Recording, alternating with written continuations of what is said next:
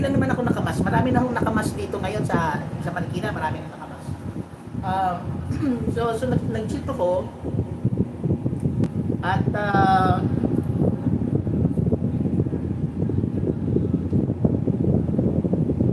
ayun na. So nung pabalik na, doon sa kanto papunta sa amin ay naglakad ako. Although may mga tricycle, umiiwas po ako sumakay sa tricycle. Sumasakit yung katawan ko eh. Yung kasi katawan, pag ikaw ay nakasakay sa tricycle, mas masarap yung sampalok. Mas masarap yung sabaw ng sampalok. Although yung kamyas. Ano yung paglalakad ko, kanina daw, umihip ng malakas na hangin. Mahangin ko kasi ngayon. Ang daming sampalok sa daan. Ang daming sampalok. Yung sampalok na Malasebo ba yung Malasibo? Malasebo. Yung alanganing hilaw. Di ba ang sarap nun? Nahiya akong dumangko. Kasi yung puno ng sampalok, yung bunga niya nalaglag dahil sa hangin. So sabi ko, kung alam ko lang, di namulot na ako. Walang namumulot. Wala akong namumulot. Hindi siya pinapansin. Naaapak-apakan na. Sabi ko, alam niyo ba na ang mahal-mahal ng sampalok doon? Frozen na sampalok. Fresh. Ang mahal. Masarap yun, di ba? Yung alanganing hilaw, in between siya. Sarap nun. Sausaw mo sa asin.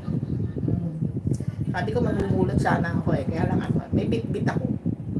Bit-bit kayo kayo, bit-bit kayo bili ng at saka, alam niyo ba na ako ay nakalimut ako magdala ng pantalon. Ang alam ko kasi, meron akong damit na naiwan. May damit na. So, nagdala na ako ng ilang 1, 2, 3, 4 na blouses, shirts, mga shorts. Yan ang dala ko. Bermuda shorts. Yun ang dala ko. Yung pantalon na dadalhin ko, 3 lang naman slacks. Naiwan ko sa bahay ko sa Toronto.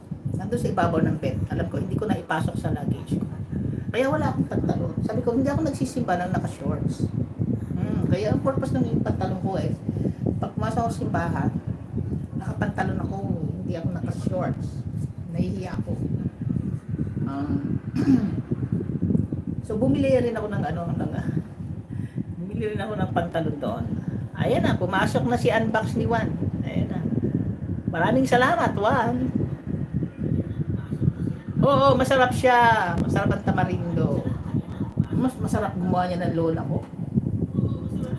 Lola ko lang bibig siya ng mga hilaw, mga hinog na tapos gagawin niya ang tamarindo. Niluluto yan eh, niluluto. Tapos tatawagin kami taga-bilog. Yun ba yun? Taga-bilog kami. Tapos tinda niya yun. Kasi may tindahan ng lola ko eh. Ayan na, umandar ulit yung aircon. Taga-bilog kami. Sasawsaw mo sa asukal, tapos bibilugin mo. Tapos ilalagay na niya sa garapon. Tinda na niya yun. Basta lahat ng tinda ng mga ganon, niluluto ng lola ko. Masarap niya magluto eh.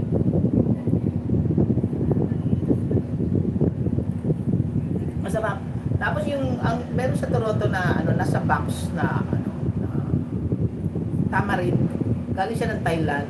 Para siyang may asukal na. Pero imposible na magkaroon ng asukal kasi nasa shell pa. May balat pa eh. Pero pag pinuksan mo at kinain mo, ang tamis-tamis niya. Hindi ko siya na-type. Para na siyang candy. Mas gusto ko yung gano'n, yung nag-aago yung asim at saka yung tamis. No? Sarap. Sarap.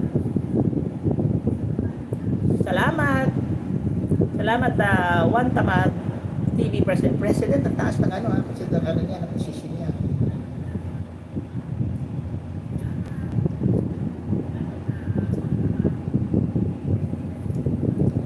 So yun so ang bali sa loob ng isang buwan, 2 buwan na nandito ako, isang pantalon lang ang binili ko. Kasi sabi ko, hindi ko na ito masusuot.